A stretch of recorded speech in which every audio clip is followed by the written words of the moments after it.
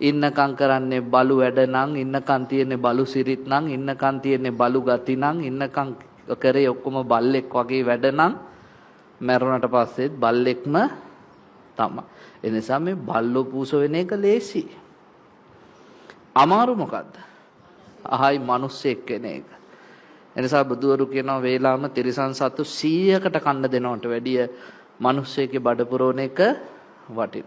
නැවතත් මිනිස්සු 100කට දෙනවට වැඩිය වේලාම එක සෝවාන් කෙනෙක්ට, සෝවාන් 100කට වැඩිය එක සකෘදාගාමි කෙනෙක්ට, සකෘදාගාමි 100කට වැඩිය එක අනාගාමි කෙනෙක්ට, අනාගාමි 100කට වැඩිය එක මහරහතන් වහන්සේ නමකට, මහරහත් 100කට වැඩිය එක පසේ බුදුවරයෙක්ට, පසේ බුදුවරු 100කට වැඩිය එක ලෞතුරා බුදුවරයෙක්ට.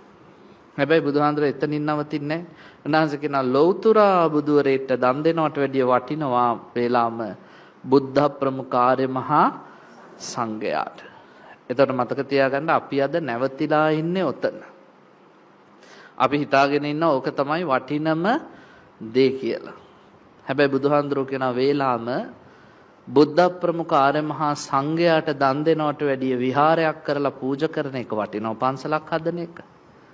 මොකද අර සාංගික දානේ දුන්නා කාලයක් යද්දී අමතක වෙලා යනවා. පන්සලක් හැදුවොත් ජීවත් වෙන කාල සීමාව තුළ දකින වාරයක් පාසා, වදින වාරයක් පාසා ඒ තුළ සතුටු වෙන්න පුළුවන්.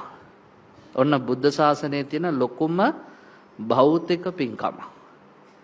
හැබැයි බුදුහාඳුරෝ එතනින් නවතින්නෙත් නැතුව ආයෙත් කියනවා වේලාම පන්සලක් හදලා පූජා කරනවට වැඩිය වටින්නේ මලක් සිඹින තරම් කාලයක් මෛත්‍රී සංඥාව වඩන්න පුළුවන් නම්. බලන්නකො කොයිතරම් ලස්සනද කියලා. ඒ කියන්නේ භෞතිකත්වයේ උඩටම ඇවිල්ලා බුදුහාඳුරෝ එකපාරටම භෞතිකත්වයේ කන පිට ගහලා කියනවා නෑ ඊට වැඩිය වටිනවා අධ්‍යාත්මිකත්වය.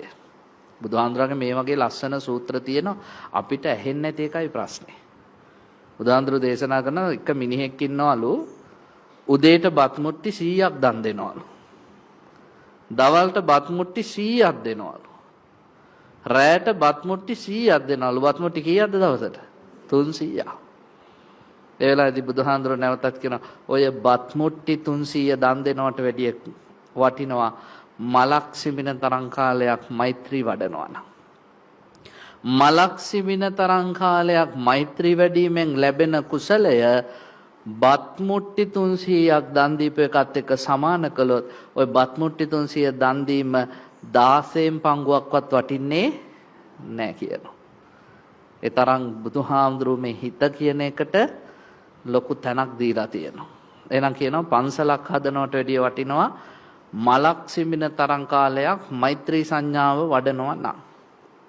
ආයිත් බුදුහාමුදුරුවෝ කියනවා වේලාම මලක් සිමින තරම් කාලයක් මෛත්‍රී සංඥාව වඩනවට වැඩිය වටිනවා අසුරු සනක් ගහන තරම් වේලාවක් විදර්ශනා සංඥාව වඩලා රහත් වෙන්න උත්සාහ කරනවා නම්. ඔන්න අපි සරණ ගිය බුදුහාඳුරන්ගේ කතා බහ. එසා මතක තියාගන්න බුදුවරු ලෝකෙට මෙච්චර බණ කිව්වෙම හිත හදන්න. වෙන මොකවත් නෙමෙයි. මිනිස්සු අද අහස උසට පිළිම හදනවා, චෛත්‍ය හදනවා, බෝධි හදනවා, බුදුගේ හදනවා. ඒව හදන්න එපා කියනවා නෙමෙයි. වැරදියට තේරුම් ගන්න එපා. හදන්න. හැබැයි චෛත්‍ය හැදෙද්දී ඔබේ හිතත් හැදෙන්නම ඕනේ.